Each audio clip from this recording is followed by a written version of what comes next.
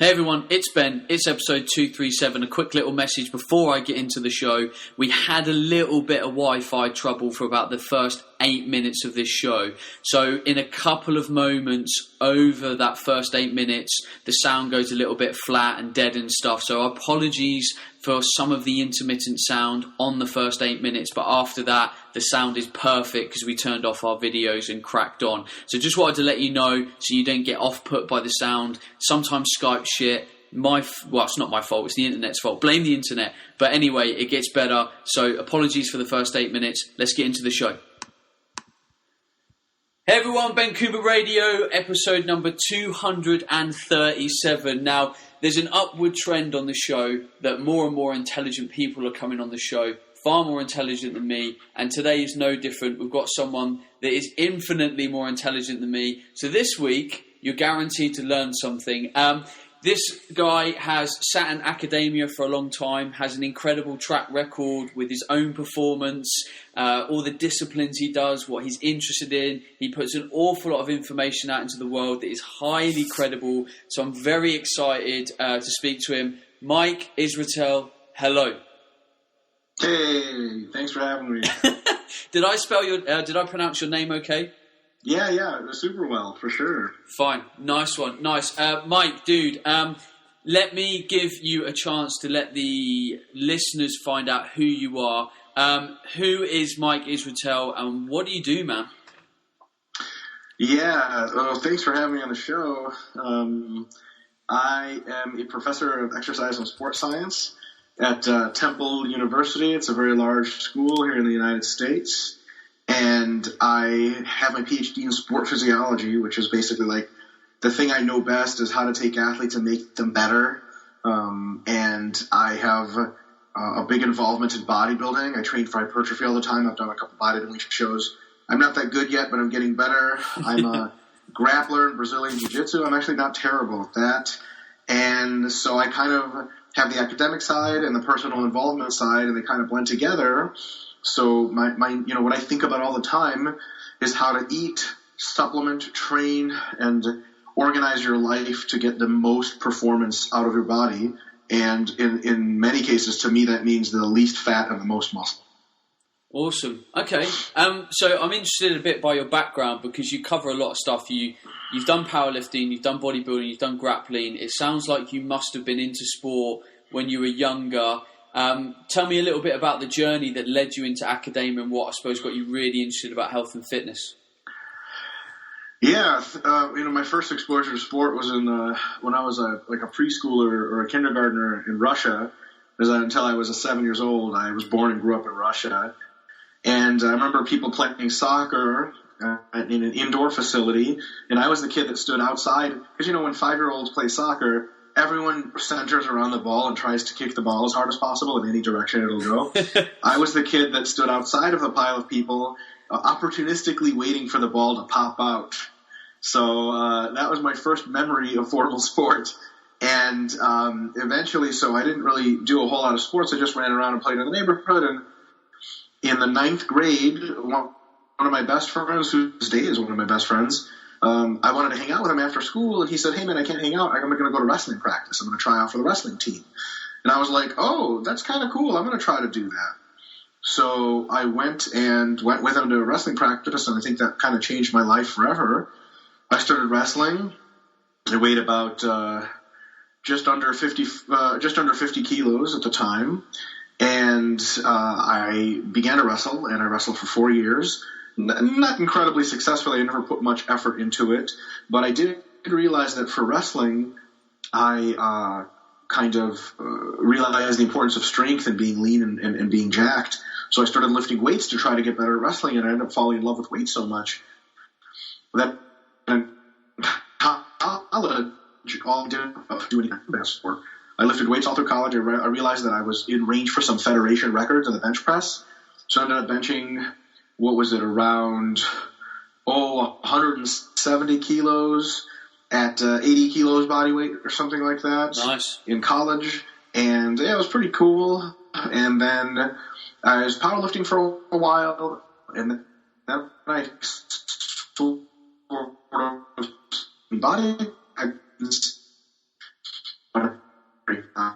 and my undergrad was and I felt sport, so I had to train more for hypertrophy. It just kept the cup for reps are pretty much the best way to get bigger anyway. But then I started more training for hypertrophy. Eventually I did my first show, and I think it's 2013. It was terrible. I was way out of shape. Did my second show in 2014. I was slightly less out of shape. And then since then, I haven't competed, but I've been making very, very good gains in the gym. And during that time, I have managed to accumulate an undergrad degree in kinesiology, a master's in strength and conditioning, and a PhD in sport physiology. And I've also had some time, I lived in New York City for a year and was a personal trainer. Okay. And that was a really, really cool experience. A lot of working with a lot of individuals. And during that time that my friend Nick Shaw and I started talking about forming a company together because we were so tired of the BS that would pass for information. At one point, someone asked us, so what kind of training do you guys do? And we're like, what do you mean? And he's like what program are you running? Is it 5 through 1? Is it West Side? Is it this? Is it that? And we were like, it's just periodization. It's just training. It's just scientific training. And the response was met with kind of befuddlement. And we were just, we realized that like a lot of the gurus and stuff like that were just doing really nonsensical things. And because they had really good people, famous, and people would listen to what they had to say, and what they had to say was just pure nonsense. And that's still happening today, but perhaps less so. And based on that frustration, we founded our company, Renaissance Periodization, RP. And since then, the company has been quite successful. And our kind of big message is no BS, get the truth out there, scientifically based programming, but scientifically based, not just nerds in a lab, but people who also compete in high-level sport, because I think it takes both approaches to really, really know how to program. Mate, that's awesome.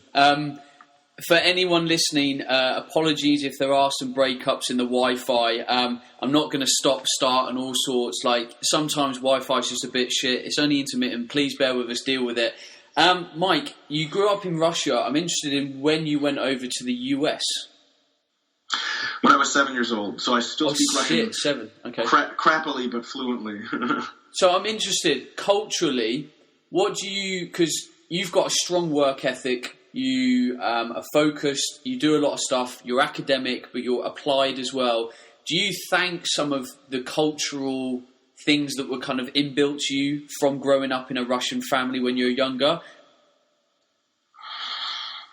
Yeah, I guess you could possibly attribute some of that. So two things that I can attribute. In Russian culture, if you tell someone you're a basketball player, they're kind of like, oh, okay, it's a game, that's cool.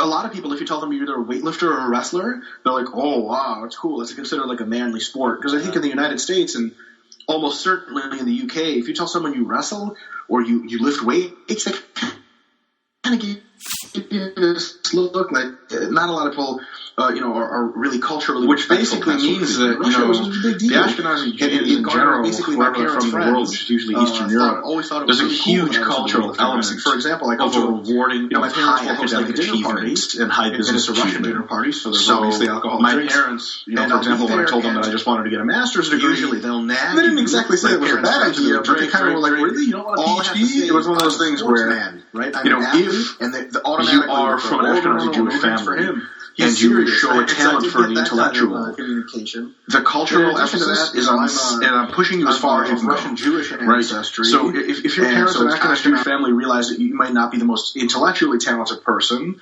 then they'll be happy with whatever you achieve in life. But if you show some intellectual talent, which I did in high school, I was an exceptional student, then they really won't let you off the hook. And you have to go as far as you can, right? And there are some cultures like that around the world. I was actually, one of my doctors in the United States was Nigerian, and I asked her, how come so many Nigerians have such high levels of education? And then I asked her, what happens if you're a Nigerian and you choose not to go to college? And she said, well, the entire extended family of like 30 to 60 people will have an intervention for you. They'll all sit down and ask you why you're not going to college. So that kind of cultural element in a less formal way is definitely around for Russian Jews. And if you're Russian and Jewish, one of the first questions your parents' friends will ask you, for example, is, how's school going? And if you're working, they'll say, how's work going? They ask about your social life either never or very late down the line. So I think that element of sort of that kind of Russian Jewish overachievement in academics certainly helped to establish my expectations for myself. That, when I enrolled in a PhD program, it just seemed like a natural thing to do. It wasn't like I was the first person in my family to do that or anything like that. Yeah, I'm just fascinated by the cultural differences all around the world. So that's kind of why I wanted to sort of probe there. And I think people are always trying to understand other people's character traits. Like anyone that's, doing good things or has success, people want to know maybe the kind of mindset and theories that have underpinned that. So hopefully there's some value there for other people. For sure. Now, before we kind of go into some questions, I want to just probe on one other thing of kind of on a personal level. With the powerlifting, with the grappling, with the bodybuilding, are you doing these consecutively, or are you periodizing them like all the time? Like, are you dabbling here and dabbling there, or is it like, right, for the next 9 months, I'm going to compete in grappling, and then you'll go for a period of bodybuilding? Does it cycle, or are you just an animal doing everything all of the time? It's a good question. So I don't compete in powerlifting anymore. Okay. I used to compete in powerlifting, and that was I just powerlifted in the early to mid 2000s, and the mid to late 2000s, and then I stopped altogether to pursue more hypertrophy training, and I was doing bodybuilding by itself for a while, and then I started grappling as well. So now I just do grappling and bodybuilding, but when I compete at completely different times of the year. My off season for grappling or for bodybuilding is when I do most of my grappling competition, and my off season for grappling, so to speak, I still train, but I don't peak for competition if I've got a bodybuilding show coming up. I mean, that's just like asking to get hurt. And I've made that mistake before, and I competed in grappling too close to a contest prep, and I ended up getting hurt, and I had to pull out of the contest. So it's definitely absolutely critical to periodize your endeavors for sure injury management, but also just to try to be your best. I mean, if you're going to do two sports, you might as well be as good as you can at both of them. And one thing I'd like to make very clear is I get this question all the time. People somehow think that one sport enhances the other, and they'll say, how does your grappling help your bodybuilding, and how does your bodybuilding help your grappling? Well, they do help each other to some extent, so the grappling is great cardio for bodybuilding. And the bodybuilding, the size and strength I get makes me pretty not fun to grapple with me. But if I was to try to become as great of a grappler as I could, or as great of a bodybuilder, I would quit the other sport. The injury risk from grappling to bodybuilding is absolutely not worth it on the net balance. And the increased levels of fatigue you bring from bodybuilding to grappling, and the opportunity for more sport-specific lifting to grappling is missed. And so on the net balance, it's a trade-off, right? If you want to be the best that you can at a sport, you can only do that one sport. If you want to be pretty good or very good at two sports, that's possible. After two sports, if you want to try doing three sports, unless you're genetically incredibly gifted, you're probably not going to amount to much in three sports. So I think lately with Instagram culture and with Facebook culture, there's been this development where people like to talk about how they're dual sport athletes. And this is something that, really gets to my fiance, because people post like, oh, I'm like a bodybuilder and a powerlifter, and it's supposed to just make you twice as cool. But the reality of the matter is that you're choosing to be not as good at either one of those sports as you could be. If you're okay with that, that's great. If you love both sports, that's great. I can't currently psychologically quit bodybuilding, and I sure as hell can't quit grappling. If I don't grapple for about a week, I start to have dreams of fighting people. I walk around the streets and imagine me taking people down, and I'm like, oh my God, I'm not safe to be in the public anymore. So I have to grapple and I have to bodybuild, but if you haven't gotten into two sports yet and you want to be the best that you can at the sport you're already doing, don't get into another sport. There has to be that sports science dose of reality there, I think.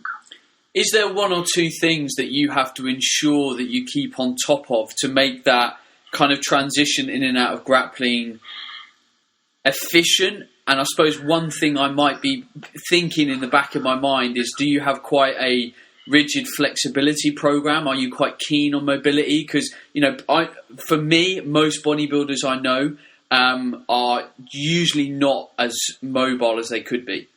And that could be same for many athletes. Do you kind of focus on that to help?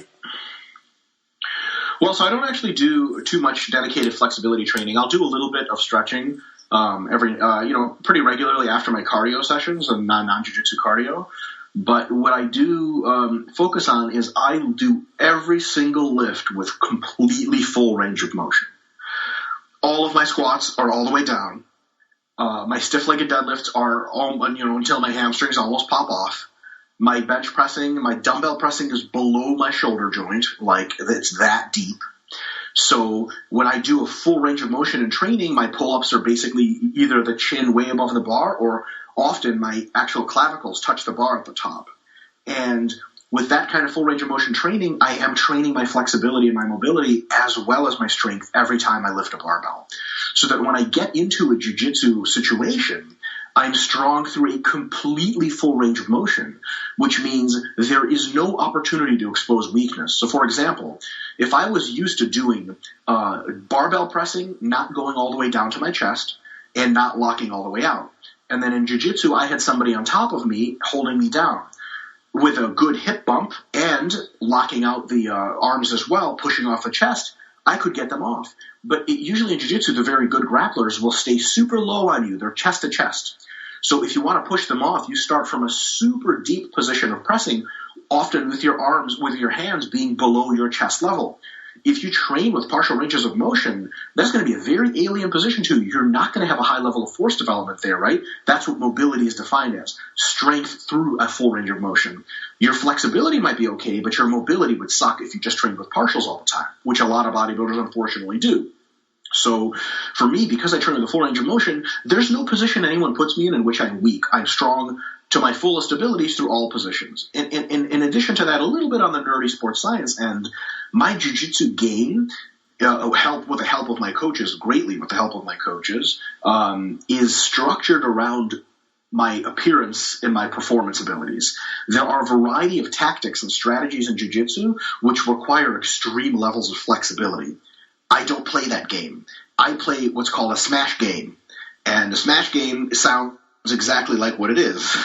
And I don't put myself into extreme flexibility positions, but I leverage my size, my strength, and my power, and it works out super well. So the good thing about jiu-jitsu is you don't have to be crazy flexible for it. You just have to be what I'd call athletically flexible, right? Like if you can't touch your toes, jiu-jitsu's not for you. But if you can touch your toes and do a full squat and get your in a full bench press and full bent row position, you're going to be okay in jiu-jitsu as long as you tailor your game to that. That is some great insight, and I completely agree. Like, why you wouldn't, especially as an athlete, why you wouldn't train through the available range and make yourself strong in every available opportunity is, for me, an absolute no-brainer. For sure. Well, we might as well continue on the training kind of side of it, because one of your theories that you like to talk about kind of is bugging on my mind because it sounds like you train a lot. And I know a lot of people in fitness that like to train a lot. And actually, from where I sit, I do a lot of education in nutrition, stress, recovery, and performance. And I see most people kind of overtraining or overreaching, or however you want to say it, compared to their recovery capability, because they're not looking after their sleep and stress, etc.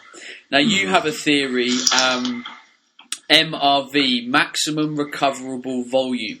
So it sounds like you are really trying to push your body, but only to the point that you can recover from it. And I'm interested to find out, where does this theory sit alongside the minimum effective dose, and how us as kind of recreational trainers, a lot of people here will be recreational trainers, and how we package these theories? For sure. That's funny. I just had this discussion very recently with some very intelligent individuals in the field. Fresh on my mind. So the maximum recoverable volume concept is just the most general way I can say is this.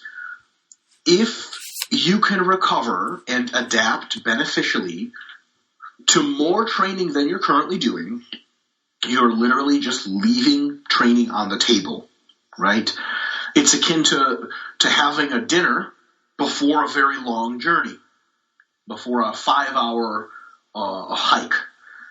If you were a certain level of hungry, right? And you had a certain level of amount of food in front of you, and you just arbitrarily chose to stop halfway through.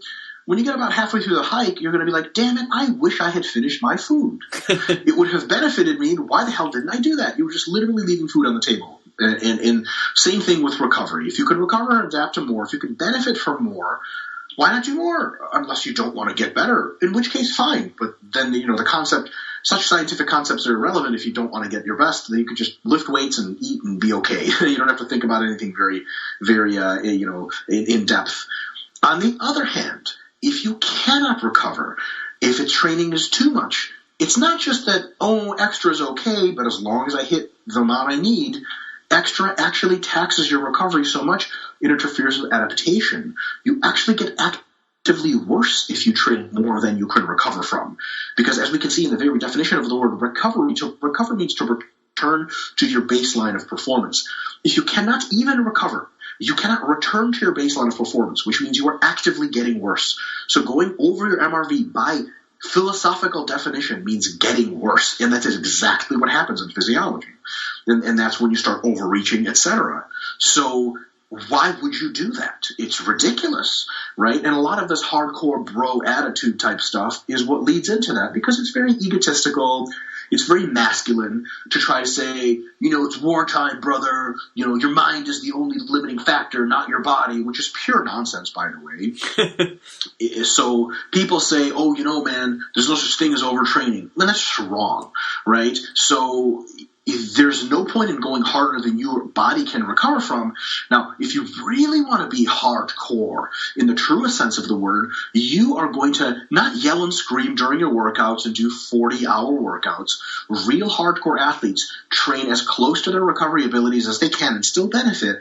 But what they do is they expand their MRV by making sure to get the right amount of sleep, to making sure to get the right amount of food, and to get the food on time, and to make sure it's high-quality food. They make sure to supplement well. They make sure to keep their life stressors to a minimum. My example of this is, as I'm sure you know, you're a big expert and a big speaker on stress management. If you get pissed in traffic and you get pissed at your girlfriend and you get pissed at your parents, that actually literally drains your body's physical recovery capability. So the real hardcore athlete is almost a stoic. They're almost a Buddhist monk. Nothing affects them. Traffic doesn't affect them. It does, but they breathe in, breathe out, relax, and they don't let the traffic, they don't let the stress affect them, because they know that stress literally hurts their recovery capability. You want to see hardcore? A hardcore athlete lives their life like they're a relaxed, happy machine. That's how you get the most out of your training, not by, going balls to the wall all the time, way in excess of your body's ability to recover. So it's almost that middle ground that we're shooting for, which is tough on both ends, right? There's people that say, you shouldn't do that much, and there's people that say, you're hardcore, you could do more, and really everyone has their own individual maximum recoverable volume. They should try to stick just under and pretty close to that. And look, your training partners might outtrain you, but they might have higher MRVs. It's pointless to try to chase them, because it's all exactly for what you need and not anyone else. Mike, you're speaking my language already. I absolutely love it. And you're talking about the mind in terms of keeping the body in balance and keeping it recovering. But the problem is, because the mind isn't necessarily physical, people don't see it in that way. How do you actually create the understanding in someone and get them to appreciate that the way people think and behave mentally does play into their ability to push their body as hard as it can be pushed? Yeah. The first place I'd start is to refute the notion that the mind isn't physical. The mind is 100% physical. Humans are walking, talking, biological machines. You are a machine, whether or not you like that concept. I personally think the concept is awesome, but some people like to think that, we're more than just machinery. False. And when you push the machine further than it can go, whether it's using the muscular system or the nervous system, which includes your brain, you will pay the consequences. For example, a really quick example. If you are stressed out all the time, mentally stressed, not physically, like you're pissed about rivals, somebody talked smack about you on social media, someone with a nameless account that has one of those private accounts on Instagram, and they're like, you're on steroids, bro, LOL, you suck. And you look at that comment and you're like, I want to kill and hurt. Where the hell is this person? This is awful. And you spend hours thinking about that. You spend hours getting stressed. And you tell yourself, because you have a poor mind-brain theory, an insufficient explanatory theory about the mind and brain's interaction, you tell yourself, okay, it's fine because I didn't lift any weights, I didn't run any miles, I'm not actually getting fatigued. It's just all in the mind, which doesn't really have anything to do with the physical body. Well, guess what? While you're saying that to yourself, but you're still stressed about this incident, your levels of cortisol and other stress hormones in the blood are going to be skyrocketing. You are essentially engineering a fight or flight response. You are turning on your sympathetic nervous system, your fight or flight section of your autonomic nervous system. When that is on, it by definition turns off your parasympathetic, your recovery and adaptation arm of your nervous system. So that is 4 hours that you were pissed off, 4 hours of missed opportunity to recover, and 4 hours of literal physical stress imposed by cortisol and its related hormones onto your body. You will be physically more tired when you hit the gym next. I don't know if you ever had this experience, but you have like a really psychologically frustrating day, some deadlines, traffic, whatever else. You get to the gym, and even though you haven't moved around much, your workout sucks. You are physically weak, and you feel drained. And that is not just a psychological feeling of drained. You are physiologically drained because the psychology has physiological consequences.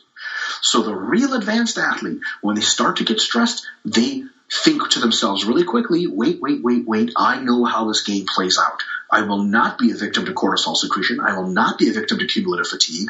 I'm going to look at this comment, understand that this person's probably a 13-year-old kid who's currently masturbating in his mom's basement, hoping she won't walk in on him, and I'm just going to forget about this because it's irrelevant to my goals and my status as an individual. I'm going to breathe in, breathe out, relax, and I'm going to be on my way to do my own calm and pleasant work. And after a day of calm and pleasant work, I'm going to smash the gym into 50 different pieces because I'm not at all fatigued psychologically. So that leads me to ask, do you have any strategies to make sure that your mind functions like that? Do you kind of meditate? Do you find it's just inbuilt in you over years of practice? Yeah, that's a good question. So I do meditate on occasion. I used to be much more into what's called vipassana, breathing practice from Buddhist meditation tradition. I actually used to have really pretty bad attention deficit disorder, and meditation helped me to develop skills to kind of obviate that. Nowadays, I don't formally meditate as much, though I do it on occasion, but I do have a couple of really good strategies built up for managing stress. One of the most simple is I almost never skimp on my sleep. Sleep for me is a non-negotiable. Yeah. If I have to wake up early the next morning, which I often do as a professor because I have to teach early morning classes, I go to bed at like 9 o'clock, at 9:30. Who the hell goes to bed at 9:30 when they're 30 years old? Like, that's insane. I'm supposed to be going to bed at midnight. Like, 8-year-olds go to bed at 9:30. Well, I have the recovery and adaptation needs of an 8-year-old. 8-year-olds are growing, and so am I. So I'll get my sleep. My ability and willingness and desire to party late into the night is like negative. Like if someone's like, hey, come out, we're partying until 2 a.m., I'd be like, that's nice, see you later. So first of all, I make sure to really get my sleep, and it's non-negotiable. If someone's like, come on, come hang out, come on, if it interferes with my sleep, no go. At any other time, I'll, shift my work schedule around to hang out with people, totally cool. My sleep is not up for grabs. Secondly, my nutrition is programmed mechanically. I always get my meals. When people talk about missed meals, I don't think I've missed a meal in living memory. And I really do mean that. Like, in living memory. I have no idea when last time I missed a meal. For that, man, I'm wondering if it's even a good idea to tell the story. I'll tell it to you this way. In an alternate universe, another version of me, every now and again used to indulge in certain recreational drugs, psychedelic mushrooms, for example. Okay, and in that alternate universe, because eating on mushrooms is almost impossible, that alternate version of me would get very, very high quality whey protein shakes and have an alarm on his phone that goes off to make sure he drinks those shakes when needed. That's the level of dedication we're talking about. Some would say that's totally insane. Sure. But that alternate version of me has not missed a meal in, 12 years or something like that. Another really good recovery point. Every day, almost every day, at night before I go to sleep, for 1 to 2 hours at least, no matter how much work I have that day, I always try to get my work done first. I chill with my roommates, my fiance, sometimes by myself if no one's home. I watch my favorite shows on TV, which usually involve Justice League cartoons, and I eat my final meal for the night. It's a relaxing meal, and I really wind down. I almost never have days where I work, and then just go to sleep. That hour or two at the end of the day, and my roommate's actually one of the experts on recovery, probably in the United States, and he does this too. It is very, very good to have that encouragement, but that idea of really winding down helps me so much, because no matter what I do throughout the day at all, I always have that to look forward to. I know there's going to be, no matter how hard I'm working, I never get too stressed because I know there's going to be an opportunity to relax. I program that in. I time that in. I know that my day, work-wise, I see how long do I have to work today. I know that work ends at 8 p.m. It doesn't end at 10 p.m. because I know by 8 I have to start my recovery relaxation protocol, which is sitting on the couch watching TV and being nice and easy. And lastly, just through every day, through events, I just try to be very realistic and very calm about my, kind of my psychological evaluation of events. You should see me in traffic. It's weird. I don't get frustrated with traffic, only as a joke, right? There's no point to get frustrated in traffic. If you think it out philosophically, unless you have the ability to levitate the vehicles in front of you, right, it's pointless to get frustrated because frustration is literally useless emotion. It doesn't get you any further down the road. So when I'm in traffic, I just relax and look around stuff, listen to podcasts and stuff, listen to YouTube songs and videos, because it's pointless to stress out. So the combination of not stressing out or trying not to, making sure to take adequate recovery time, being on top of my nutrition and my sleep, it gives me a pretty good edge on the recovery process. And so far, it's worked very, very well for me. And in certain very unusual situations where I don't get sleep or don't get recovery, etc., I can feel it like, whoa, and it really does affect me.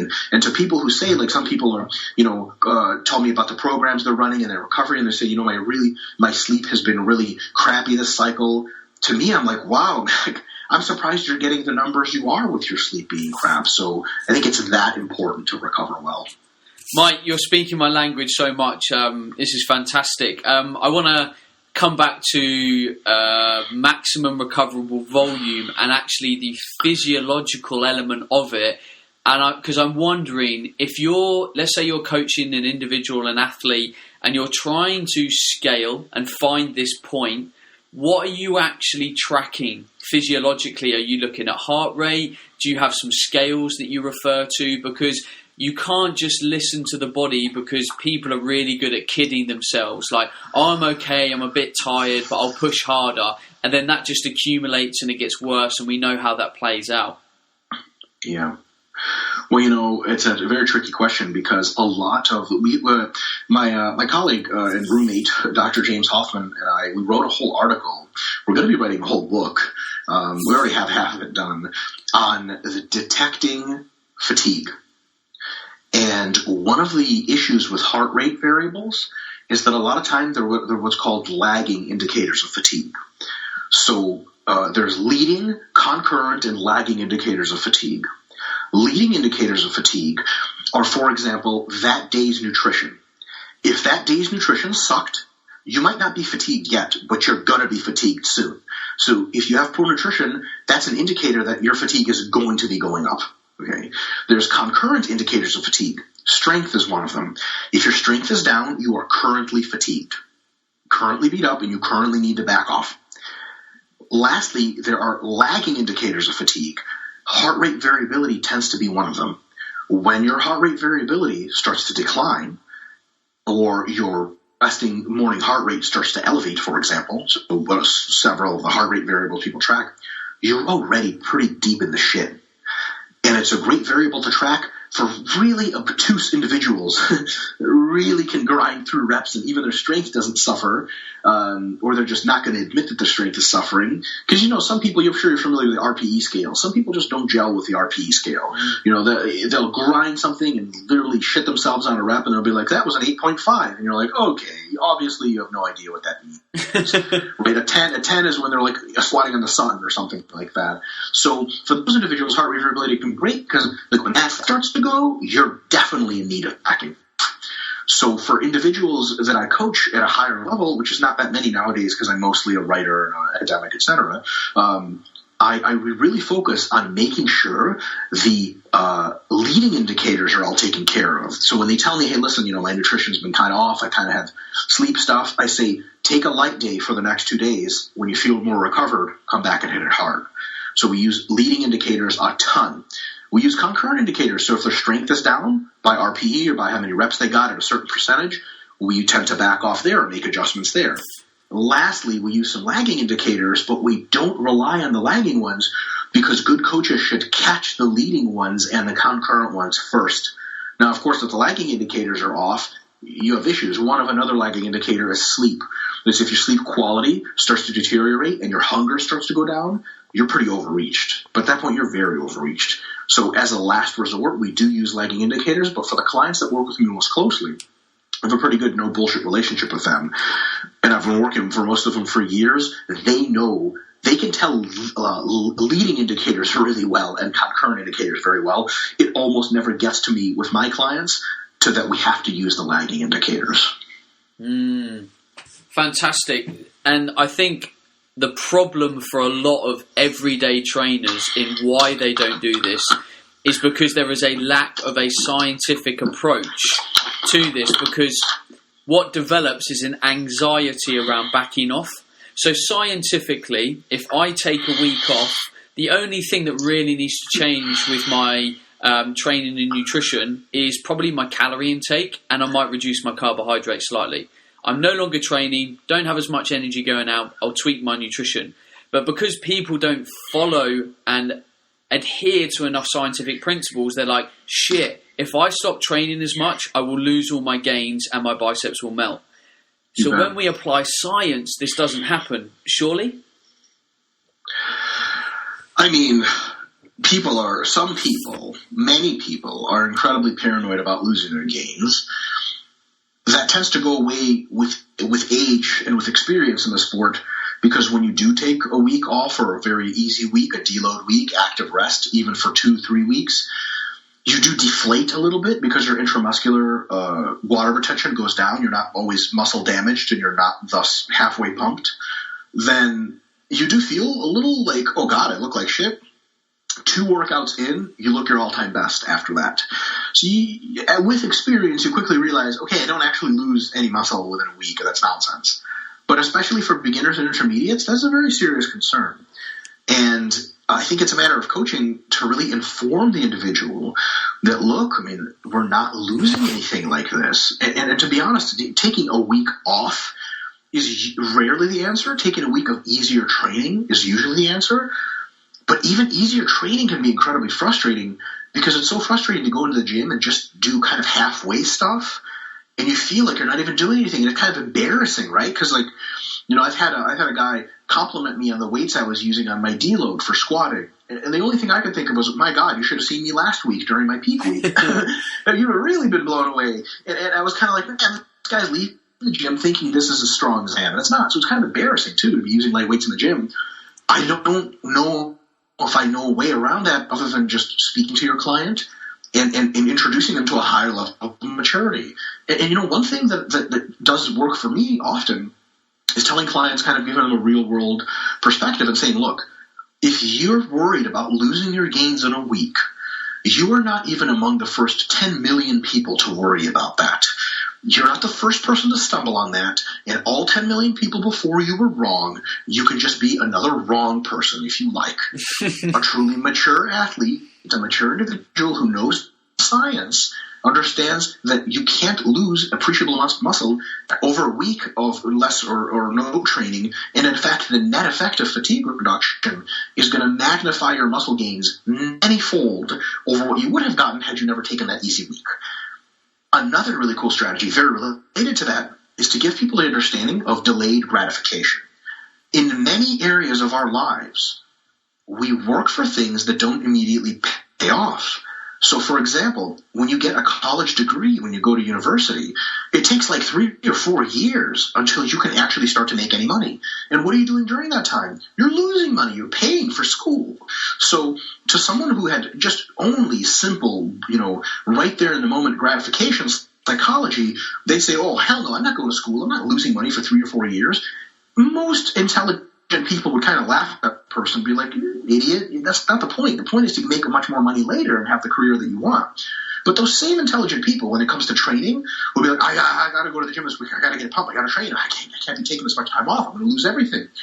Well, you say, listen, don't you think training is a time-sensitive investment, just like going to university? I mean, the reason that you're taking this easy week is to increase the effectiveness of later training. Just like going to the university increases the effectiveness of your later income, while at the time not helping your income at all. So when you tell people like that, like, listen, are you a fucking adult or not? Are you, grown up enough and mature enough to plan your training not based on what you want, but based on what you need? And if you real talk people like that, a lot of people like that, damn it, you're right. And they'll take the needed time off begrudgingly, but they'll do it. Because every time they think I should go to the gym, they start thinking of themselves as whiny children that just want what they want now. Like a kid that's going to eat his meal now and ruin his appetite for dinner. He knows dinner is going to be delicious. He knows he doesn't want to ruin his appetite, but he's too hungry now and he's going to eat a meal now. But that's what 8-year-olds do. Adults, if they've got a big fancy dinner coming up and they want a bunch of snacks beforehand, they know, you know what, we paid a lot of money for this reservation at this great restaurant. I'm going to come hungry because the food is amazing. The portions are huge. I'm not going to spoil my experience by eating right now. Most adults can do that. You just got to put the training into the same framework and say, look, if you want to piss away all of your gains by just cover, great. That's the wall, and I don't even know why the hell you paid me to program training, because you're just going to do what you want anyway. You're not going to do what's optimal. What's optimal is what a machine would do. Machines don't go by feelings. Machines go by logical necessity. If you want to look like a machine, you're trained like a machine, which even means taking time off or taking easy time when you don't want it. But if you just do shit that you want all the time, I don't even know why you're training at all. Why don't you go have fun, because that's much more fun than being in a weight room. I love that. I want to kind of, I suppose, collect our thoughts in that one way I experience how hard you can really push the body is actually when you go on holiday. So a lot of people that train and enjoy training, you go on holiday, you're like, right, I'm really looking forward to the time off, kicking back, enjoying the sun, like whatever you're doing. And you're like, right, I'm going to take a week, 10 days off. And then like 3 days into your holiday, you're so relaxed, you're sleeping well, you're fully rested. You're like, holy shit, I need to find a gym. Oh, yeah. Because your body is just in a place where you can go hard because you're just so well rested. All of my vacations that I take, all the holidays I go on, I train like a machine. My fiance and I went on holiday to the Caribbean this past summer, and we trained on average of twice a day.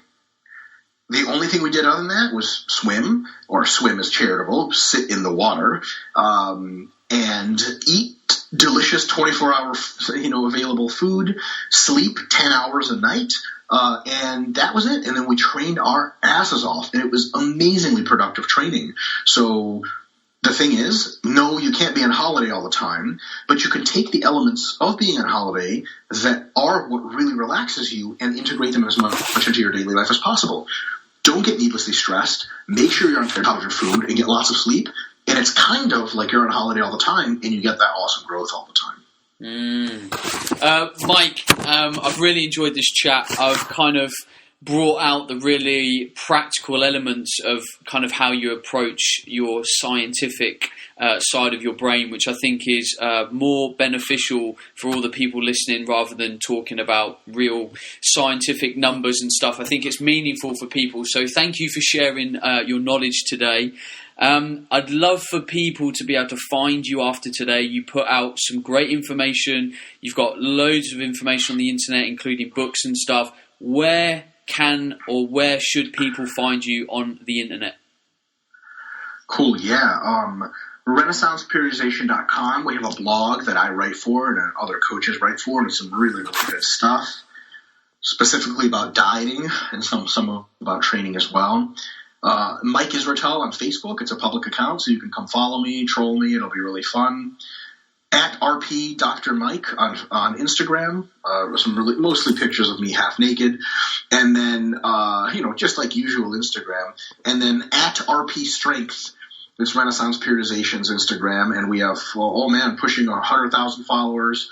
Lots of cool transformation photos, insights, and a little wisdom here and there. So it's really good stuff. And I'm, especially on Facebook, really communicative. So if you send me a Facebook message, if you comment on my wall and ask me a question about a post, I'll almost always respond with some level of depth. I love that kind of intellectual discourse. So yeah, that's about it. Amazing. Well, Mike, thanks again for being on the show. I didn't actually get a chance to talk about nutrition with you. So if at some point in the future you think you have another hour and would like to come back on and talk about food, maybe depend on how this episode goes down with the listeners, that would be great, because you've got some great opinions on nutrition and I haven't been there, and I feel that I need to get that from you. That sounds great. You can count me in. All right, buddy. Well, let's end it there. For everyone that's been listening to the show, thank you very much. Please get involved on Instagram, Twitter, Facebook when you see this go out into the world. Comment with Mike, tell him how much you like the show, interact. That's why we're here. Me and Mike put ourselves out there to help and educate, and if we can tip you up some more, then we will do that. Who's on next week's show? I've no idea. I'm not thinking that far advanced. I'm in heavy book writing mode, so my brain is all over the place. I'm flying with my pants in the wind at the moment, but it'll be a good guest as always. Mike, thanks again. Thank you so much for having me. And all the listeners, stay awesome, and I will see you next week. Goodbye. 56, he is correct. And I am back with Shelley McCoy. But for anyone that's listening on